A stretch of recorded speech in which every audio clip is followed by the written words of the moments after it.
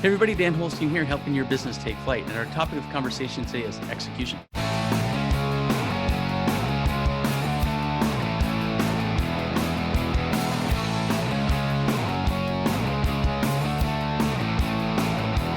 When I talk to business owners about some of the things that keep them from moving their business forward as quickly and profitably and effectively as they would like, it comes down to, well, we're just not executing as well as I'd like to.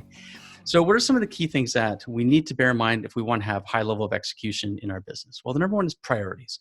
Is everybody in the company clear on their objectives, their priorities? Just a small few, not tons. If everything's a priority, nothing is. Is everyone clear on their one or two things that they need to be executing on and accomplishing in a time frame? So that's the first.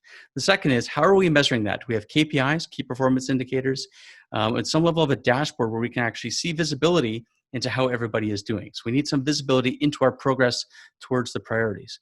The next is effective meeting rhythms. That's number three. Are we meeting often enough with the right people to make sure that we're staying focused on what we need to execute on? Are we uncovering challenge areas so we can solve them before they turn into big problems and disruptions? And are we looking for opportunities that we can seize as we move forward? So priorities, measurement, and meeting rhythms, making sure that we're tying those three together. That helps with our execution. But more importantly as well, or as importantly, is a culture of execution. Does leadership do what they say they're going to do? Are you walking the talk? Or are you just talking about execution, but you're not doing as a leader what you say you're going to do? That's a key thing. People are looking at what you do more than what you say. So it can be a case of, I can't hear what you're saying because your actions are speaking so loud.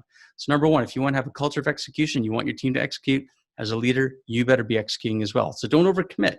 Execute on what you know you can. It's better to do what you say you're going to do and hit some targets as opposed to come up with big grandiose things that you're going to do in a short time frame, not hit it, and then you're not executing well. And the second thing is hiring and recruiting people that really love to execute. They love to get stuff done. They love to achieve and accomplish and complete. And it really drives them to dot the I's and cross the T's. And really, they like to look back on a job well done. That's part of their core being. You want to be able to attract people that really value execution at their core. So that's it for this week. That's a little bit about execution. I hope those tips are handy for you. I'm going to be expanding on this in a workshop I'm doing next week. There'll be a link to register and more information in the comments here. So check it out. I'd love to see you at the workshop. And if there's anything I can help you with in your execution, always feel free to reach out. I'm a resource for you. So that's it for now. Catch you next time. Have a fantastic week.